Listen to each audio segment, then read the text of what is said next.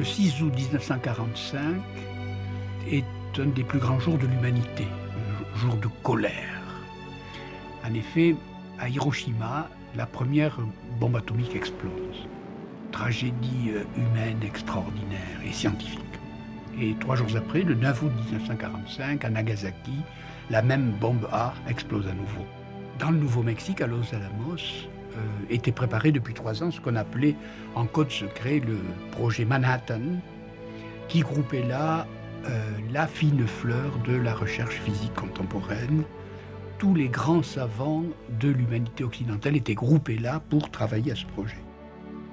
Nous assistons là à la naissance de ce qu'on a appelé depuis The Big Science, c'est-à-dire la science à grande capacité et à grands moyens qui caractérise la recherche contemporaine.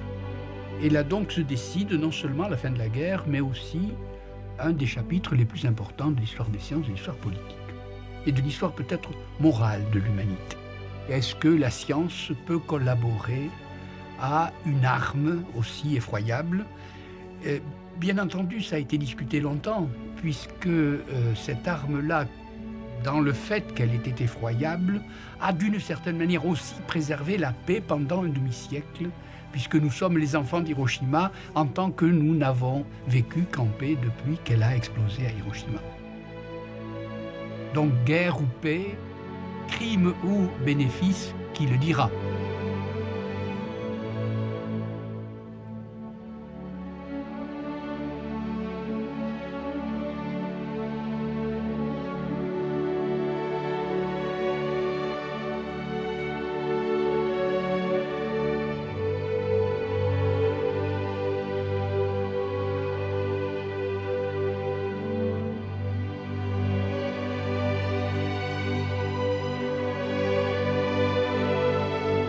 Et c'est l'histoire apparente, l'histoire émergée de cette affaire-là.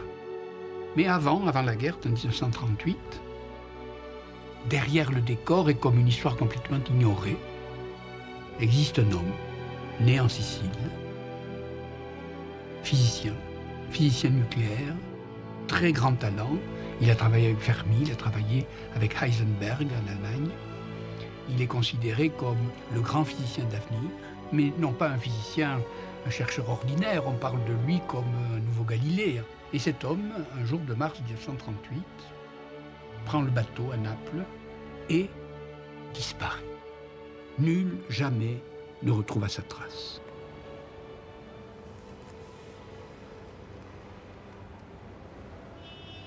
On a beaucoup parlé pendant un certain temps de la disparition de Ettore Majorana, qui est d'une certaine manière le héros noir, dont les autres sont les héros lumineux de la science. Et c'est de lui qu'il faut parler parce qu'il représente à l'histoire des sciences l'envers de cette histoire énorme qu'est l'histoire de la bombe atomique. Il avait été nommé professeur de physique à l'université de Naples. Il part donc de Naples ce jour-là et il laisse une lettre à sa mère où il déclare que la physique n'est pas sur le bon chemin et qu'il est inquiet de l'avenir de la physique. Et d'une certaine manière, nous pensons qu'il avait plus ou moins vu ou entrevu le destin de cette science et que peut-être un jour cela donnerait lieu à des armes terrifiantes.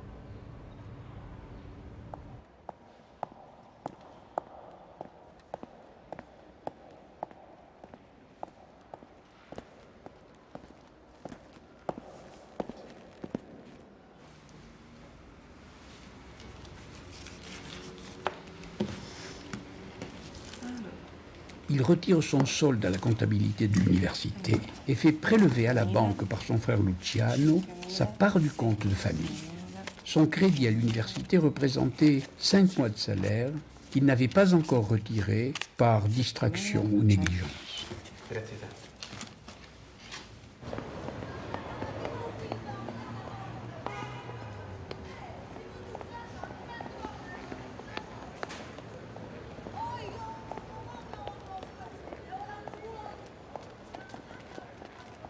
Qu'est-il devenu ? Nul n'a jamais éclairci le mystère de manière décisive.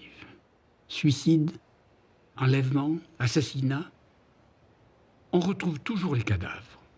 Seuls les vivants trouvent les moyens de disparaître.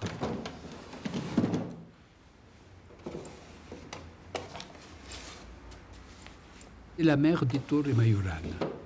Elle ajoute encore une autre liasse de billets. La première solution, celle du suicide, une lettre à Carelli, son directeur de l'Institut de physique de Naples, semble l'établir. J'ai pris une décision qui était désormais inéluctable. Il n'y a pas en elle la moindre trace d'égoïsme, mais je me rends compte des ennuis que ma disparition soudaine pourra causer à toi et aux étudiants. De tous, je garderai un affectueux souvenir, au moins jusqu'à 11h ce soir.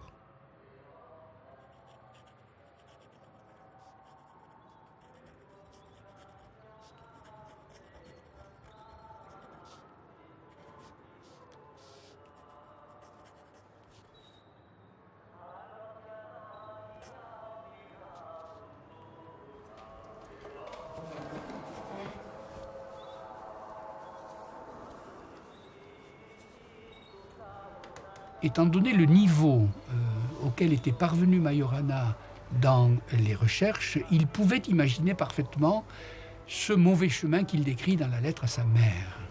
C'est-à-dire qu'au bout du compte, on peut prévoir qu'une énergie formidable serait découverte là et servirait à une arme qui pourrait être terrifiante.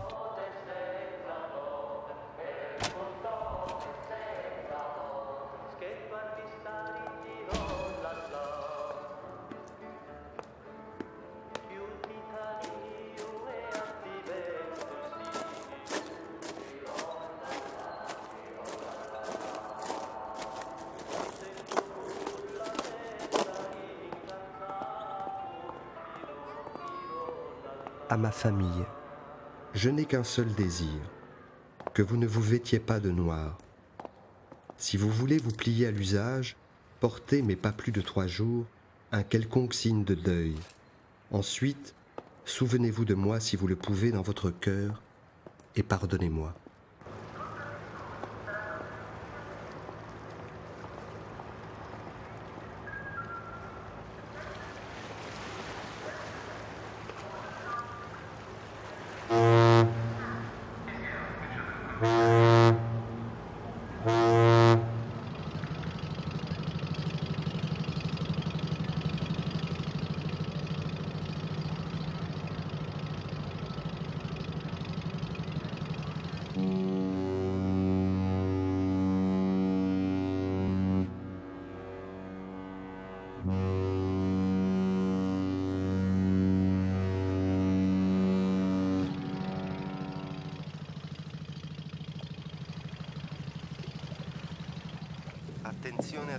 Son nom figure sur la liste des passagers.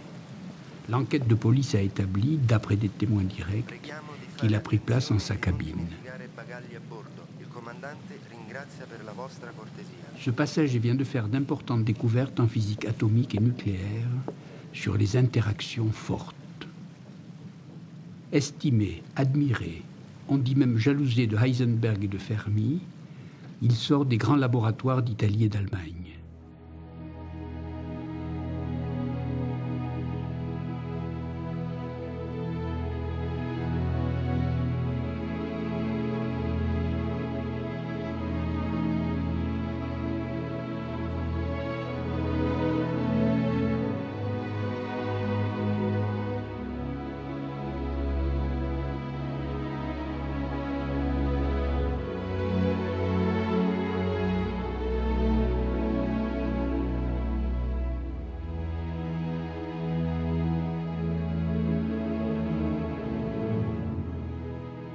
Majorana savait que ses collègues étaient sur la voie de découvrir la bombe atomique sans qu'ils le sachent eux-mêmes.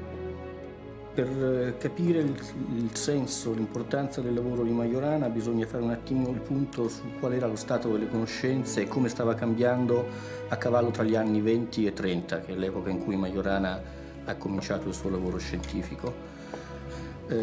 Si può in qualche modo spiegare questa cosa in maniera molto grezza pensando alla seguente esempio. 2 oggetti macroscopici dotati di massa si attraggono con la forza gravitazionale, il Sole e i pianeti, ma anche le due sedie in questa stanza. L'energia associata a questo sistema, a questa forza tra gli oggetti, è comunque relativamente bassa, è facile allontanare due masse.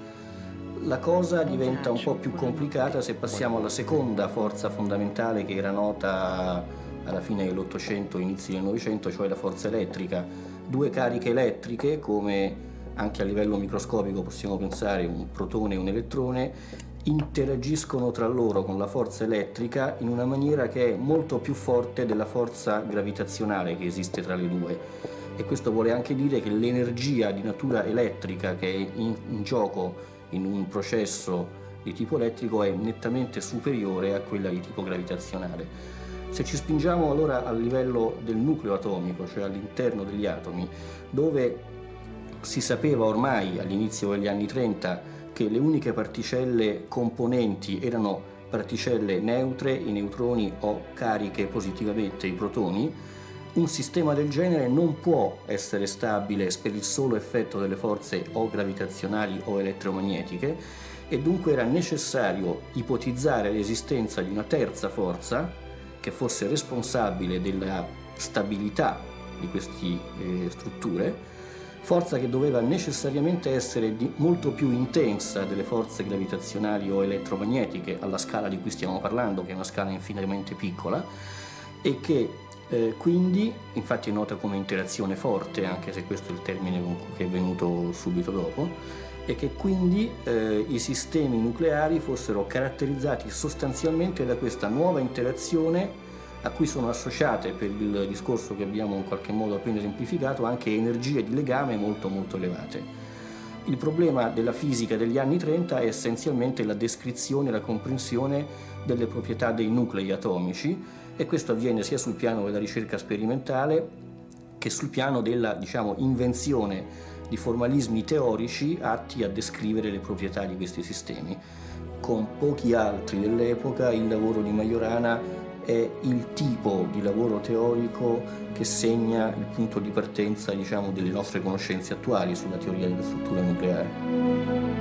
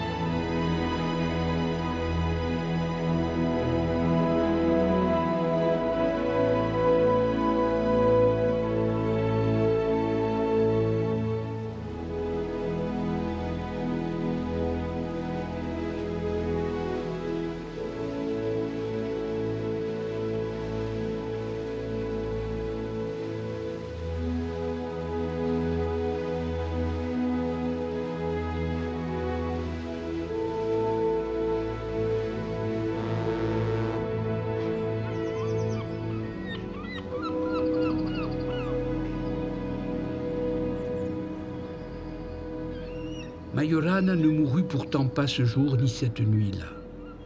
Dès son arrivée à Palerme, en effet, il rédigea un télégramme au même Garelli. La mère m'a refusé. Je reviendrai demain habiter le même hôtel à Naples.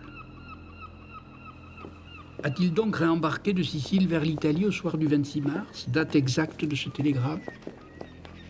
Si oui, le jeune homme a dû débarquer le lendemain au port italien à 5h45 du matin. Un dernier témoin hésite sur la personne avec laquelle il partagea cette nuit-là sa cabine. Ou bien, sans plus de paroles, il est mort. Paix aux cendres de celui qui paraît avoir pressenti le conflit terrible de la science et de la bombe.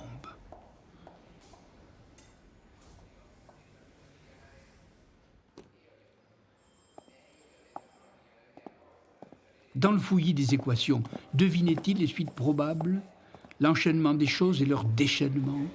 Bien sûr, les experts ne sont pas tous du même avis.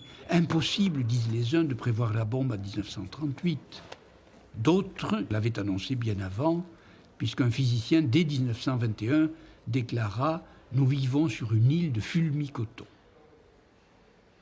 Ce vieil explosif nous paraît aujourd'hui aussi léger qu'un jouet d'enfant. À supposer que nous l'ayons prévu, qu'aurions-nous fait, nous?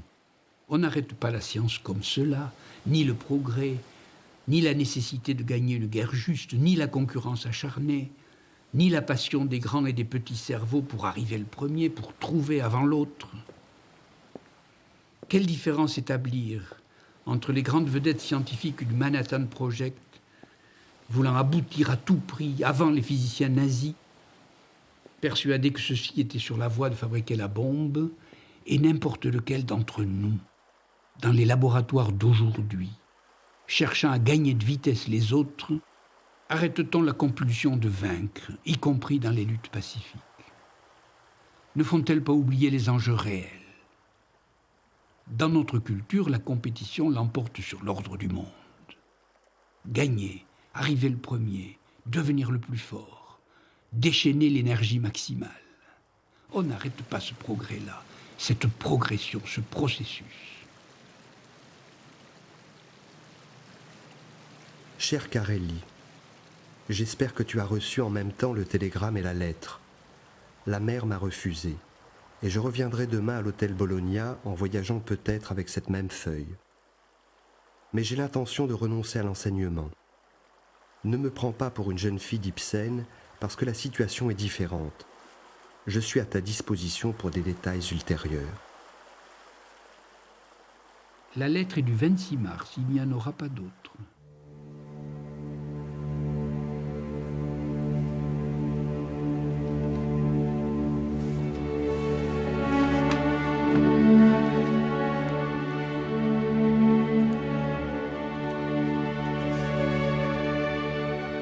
Né à Catane, disparu à Palerme, passionné de flotte et de bataille navale, le jeune Majorana vient d'accomplir un tiers de tour autour de son île natale.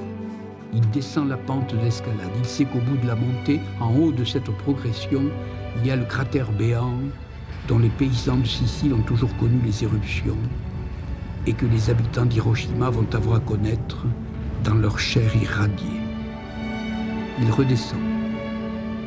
Il calcule, résout et déchire le papier froissé où il a rédigé son problème. Il laisse le possible dans le règne des possibles. A-t-il cherché à effacer les traces de son corps, de son nom, de son ouvrage, de ses découvertes?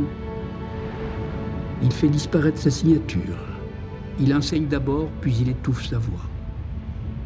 Que peut-il faire d'autre pour tenter d'éloigner l'échéance? Il porte sur lui un moment tragique de la science. Il en efface les signes en soufflant les marques de ses sandales dans la poussière du sol. Le croyez-vous vivant, solitaire, âgé de 90 ans aujourd'hui, trappiste, chartreux ou bénédictin, retiré anonyme, dans une cellule de quelque monastère en Sicile ou au sud de l'Italie, où il médite en silence et prie? Ce matin même, regarde-t-il le soleil se lever au-dessus de l'Etna, dont les cratères menacent l'île et sculptent ses formes par le feu, comme les volcans sortis de nos mains par la science qu'il refusa, transformèrent le temps et mirent en péril et en forme notre histoire et le globe? Ou gît-il sous quelques pierres sans inscription dans le petit jardin, derrière la chapelle du même monastère?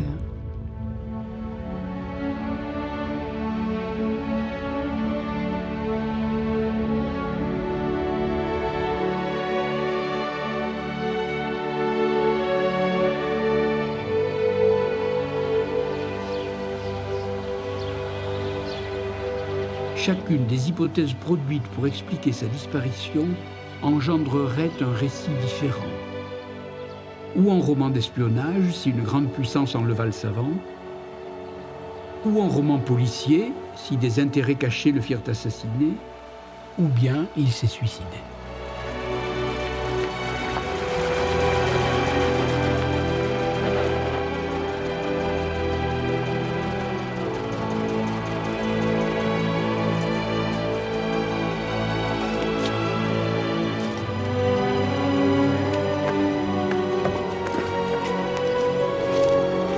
La mère de Majorana n'y croit pas.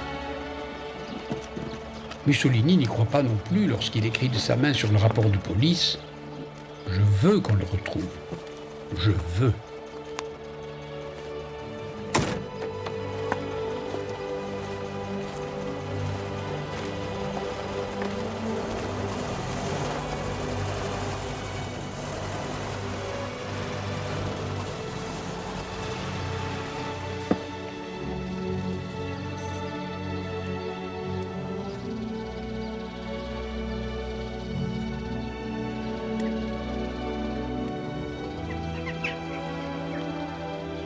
Qui l'a vu?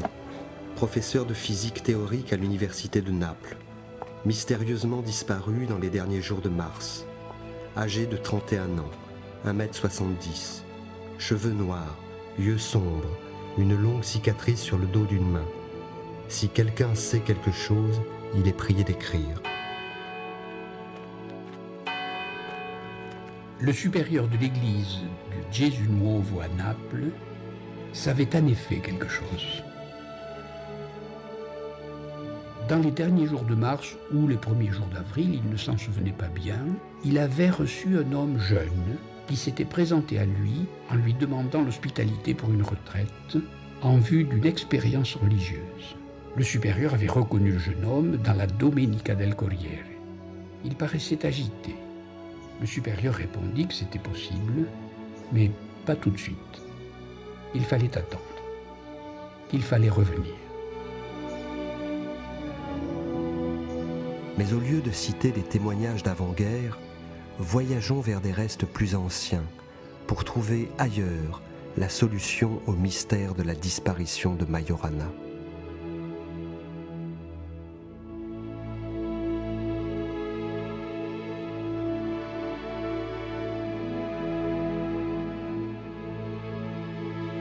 Les anciens appelaient parfois l'île de Sicile Trinacria. Ce mot signifie triangle ou tricorne. Voici donc les 3 caps ou les 3 promontoires, les 3 pointes sous la botte italienne. Dans le coin de droite s'élève jusqu'à 3000 mètres l'Etna, énorme volcan toujours en activité, menaçant de son feu et de ses laves les populations alentours. Les bords de la Méditerranée virent naître la géométrie et les mathématiques, la physique, la chimie, l'histoire naturelle, plus la philosophie et les 3 religions monothéistes. Au milieu de cette mer d'où naquirent nos raisons majeures. Voici donc l'île centrale, terre à 3 côtés, mais aussi à 3 savants, si grands qu'ils marquèrent tous les 3 leur temps. Majorana de Catane et de Palerme, Archimède, mort et né à Syracuse, enfin Empédocle d'Agrigente. Voici un résumé de nos savoirs, de notre sagesse et de nos religions.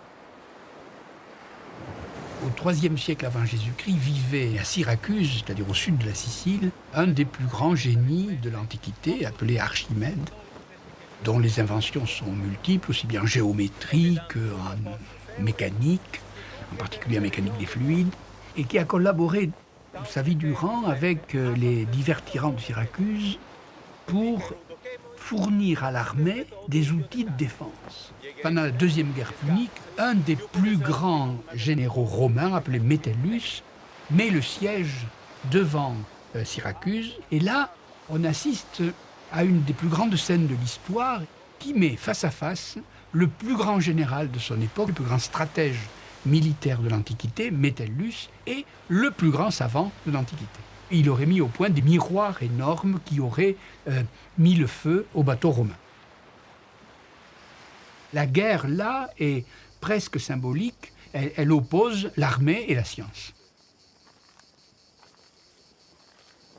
Il y a une scène de feu extraordinaire qui rappelle étrangement le fait que Majorana, de nouveau, est un savant, un très grand savant, qui est en face d'un problème militaire, c'est-à-dire un problème de transformation et de construction d'armes terrifiantes, et qui est cette boule de feu qui se trouve construite à l'horizon d'Hiroshima en 1945.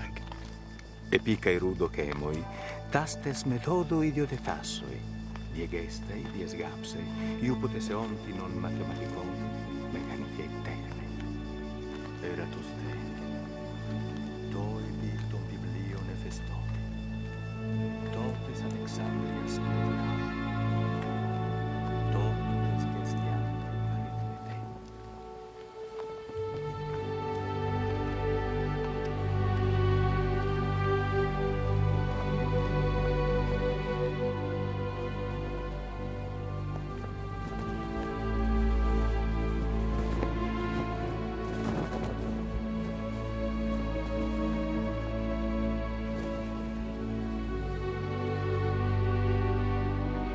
Géomètre, il comprit les figures comme personne avant lui, car il sut calculer par exemple avec une belle précision le rapport entre le rayon d'un cercle et sa circonférence, ce nombre qui plus tard s'appellera pi.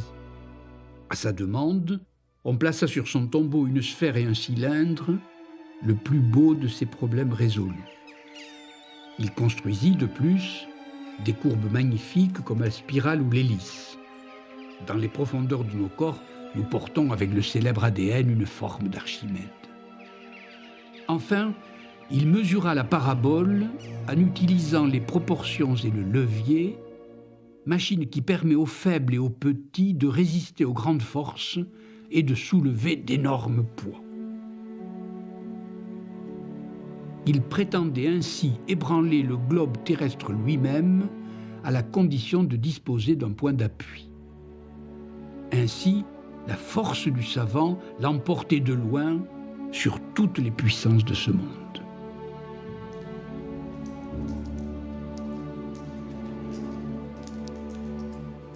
O Basileus, tiaran ecdus iupopteu adiunatus, onelenchus apodegestei, os energerumeros anthenos chrusumeros.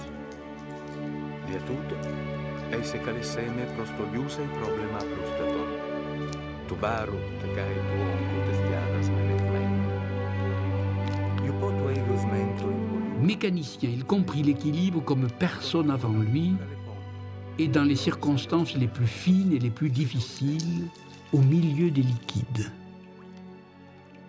En plongeant la couronne royale dans l'eau, et en évaluant son volume et sa densité, il sut décider de l'authenticité de l'alliage ou de sa fausseté.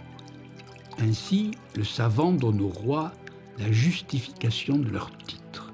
Tobaptendunes iudor, poros estin, tautes teseureseos, tautes teseureseos.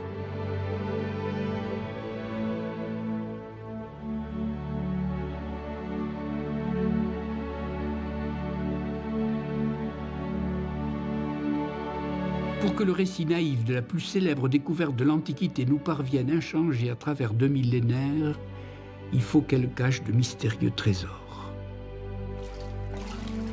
Voici le mécanicien nu dans son bain.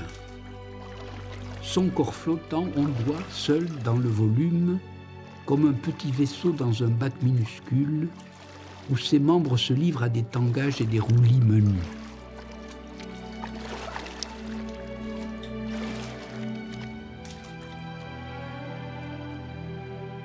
Corps nu, fluide transparent, théorème d'équilibre par les eaux. Archimède découvre la force qui, en nous soulevant, fait flotter ou nager.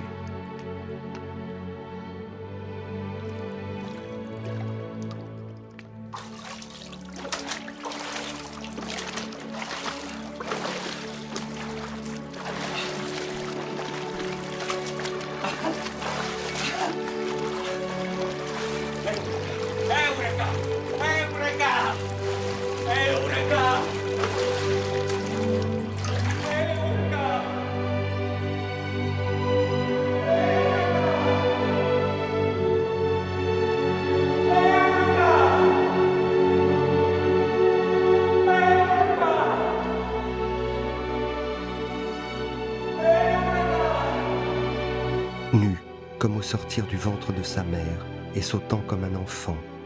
Nu, sans autre appareil, dans le bain, sur la terre et par l'air. Ce corps s'enfonce mais flotte, se lève et sort du bain, marche, court et laisse sur le sable les traces de ses pieds mouillés. Enfin, bondissant de joie, s'envole en suivant dans le vent le verbe séraphique de la trouvaille, Eureka. Eureka. J'ai trouvé la force qui soulève le corps dans l'eau. Mais quelle force énorme le pousse en plus hors de l'eau. Eureka, dis-je à mon tour, car voici le théorème d'Archimède généralisé. Tout corps, loyalement plongé dans la vie authentique et dans l'apprentissage courageux et direct, reçoit d'une force égale à ce corps et dirigé de bas en haut, verticale, vers la découverte. Comment mieux exprimer l'ivresse angélique de l'intuition dont le bonheur fait flotter dans le bain et léviter dans l'air. Et le voilà sorti nu dans la rue, criant et courant sur la place publique, au grand ébahissement des gens raides, boutonnés, politiques et debout, qui voient, sans le voir, ruisselant d'eau et de lumière, un corps qui éblouit maintenant de sa valeur de vérité.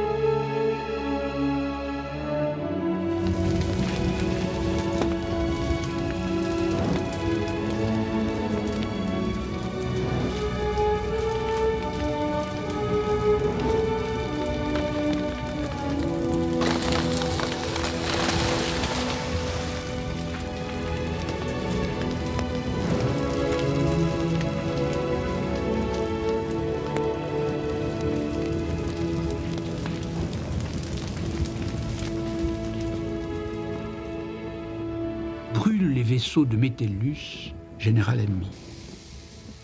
Brûle comme des torches sur le pont les matelots. Brûle les laves sur les coteaux. Brûle les femmes et les hommes dans les ports du Japon 23 siècles plus tard, à Hiroshima et Nagasaki. De semblables flammes se propagent dans la traînée de feu que nous appelons l'histoire. Comment la joie tressaillante de la trouvaille en malheur de mort s'est-elle changée?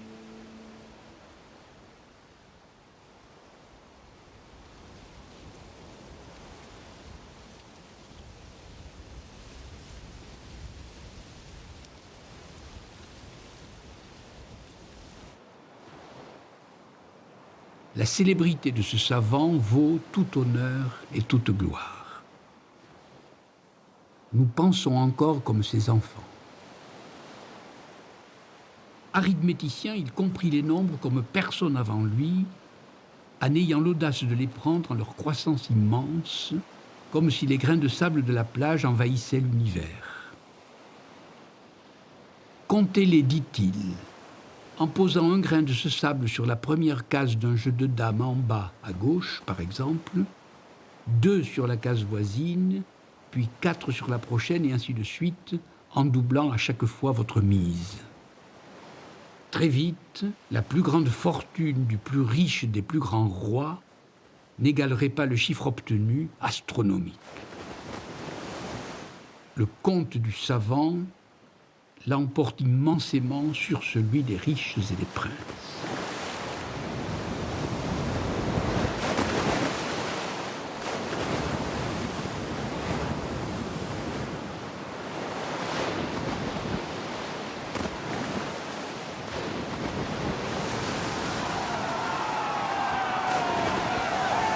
La bataille fait rage dans sa ville natale. Nul ne sait vraiment comment Archimède est mort. Un soldat romain, après la victoire, l'aurait tué alors qu'il tentait de résoudre un problème de géométrie tracé comme d'usage alors sur le sable de l'arène.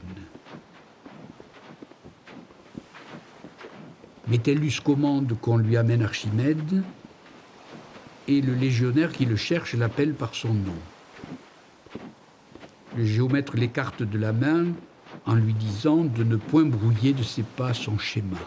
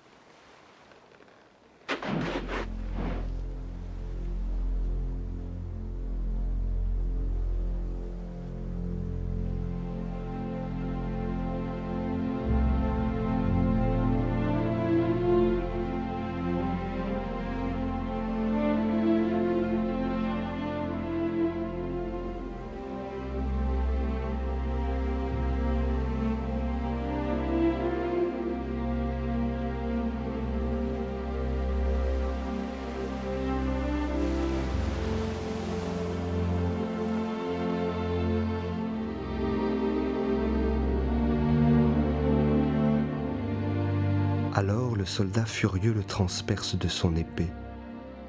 Le sang coule sur le problème. Il efface le dessin. Archimède a servi le fer, il vient de mourir par le fer.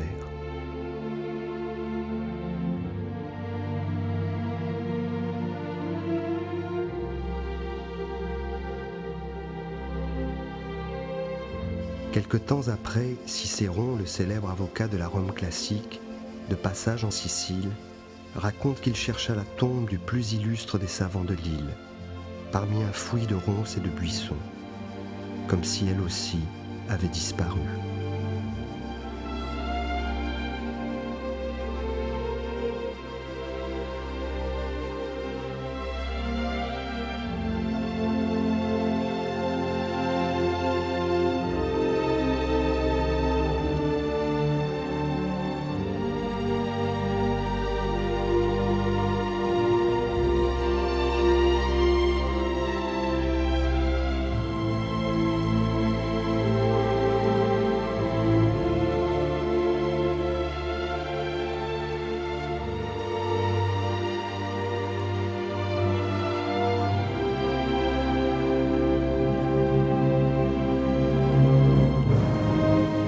Avant Archimède, il y a une autre histoire, celle d'Empédocle, le fondateur de la physique. Avant lui, il n'y a pas de physique. Il naît non loin de Syracuse à Agrigente. On l'appelle Empédocle d'Agrigente et il invente les premiers éléments de la physique.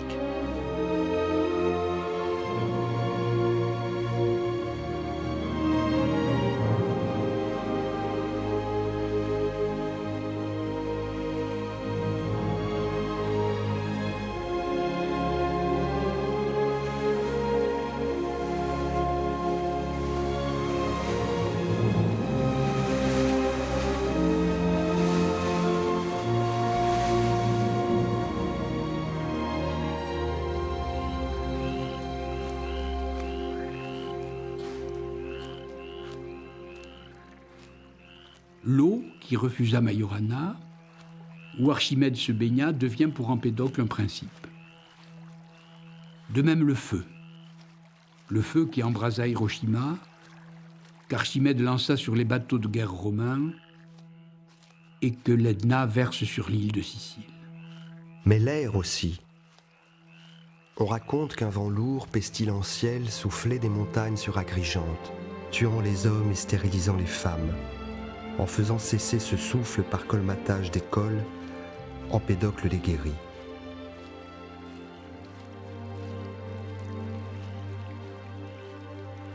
L'une de ces épidémies dont les ravages décimèrent si souvent pendant des siècles nos ancêtres, la peste, se déclare maintenant à Sélinonte. Les gens de cette ville voisine d'Agrigente appellent au secours celui qui maîtrise les éléments et font bien, puisqu'Empédocle observe aussitôt que la pestilence se répand autour des sources et des marigots.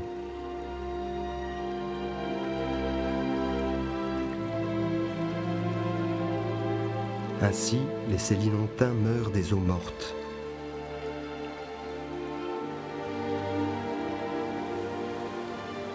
Empédocle commande donc des travaux de génie civil pour approprier les réservoirs d'eau, et quelque temps après, la maladie fait trêve, à l'enthousiaste soulagement des victimes.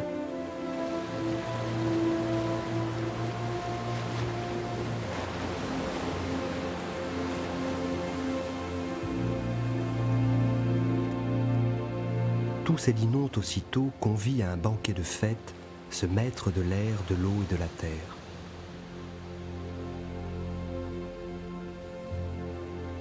Les réjouissances durent longtemps, car rien ne réjouit tant le cœur des hommes comme d'échapper à la mort risquée de près. Les Sélinontains s'enivrent sans doute, car ils ne voient pas Empédocle disparaître. Le lendemain matin, nul ne put l'apercevoir, et nul jamais ne le retrouva.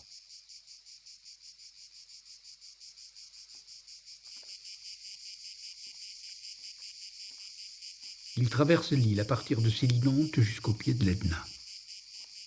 Longue marche. Par piété, Empédocle se chaussait de bronze pour se retrancher ainsi des souillures de la terre. signe d'immortalité, cet alliage impérissable sépare le corps de la boue des chemins.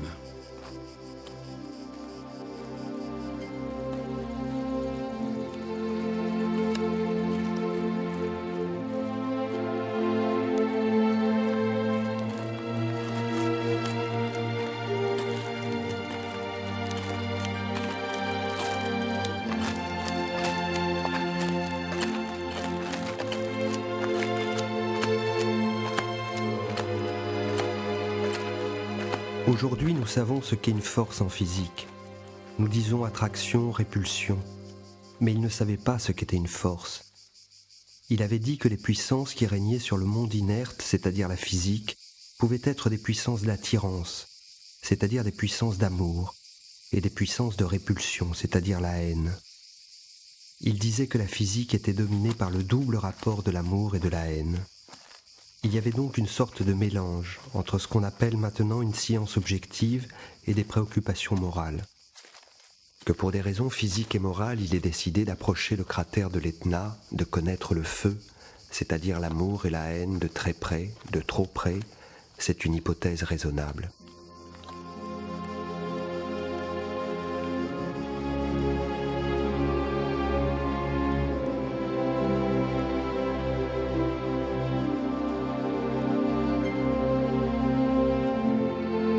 J'ai vaincu par amour et pour guérir de la peste les femmes, les enfants et les hommes, la haine des eaux empestées, celle des vents pestilentiels, enfin celle de la terre imbibée ou desséchée.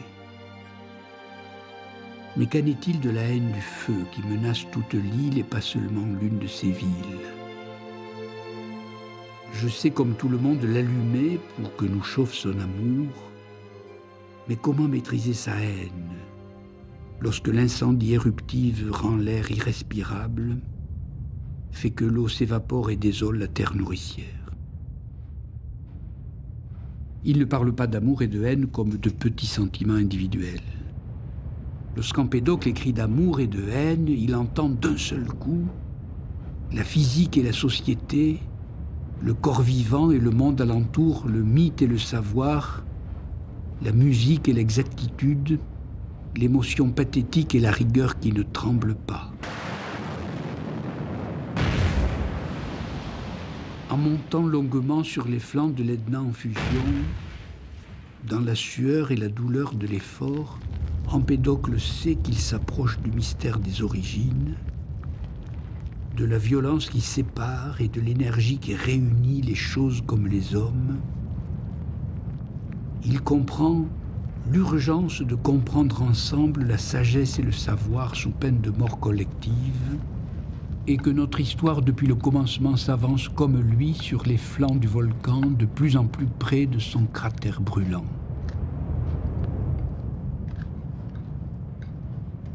Pénible comme une montée, triomphante comme une escalade, la croissance lente ou rapide du savoir exige une montée tout aussi verticale vers la sagesse. Qu'en est-il donc de l'amour? Pouvons-nous concevoir un savoir de l'amour?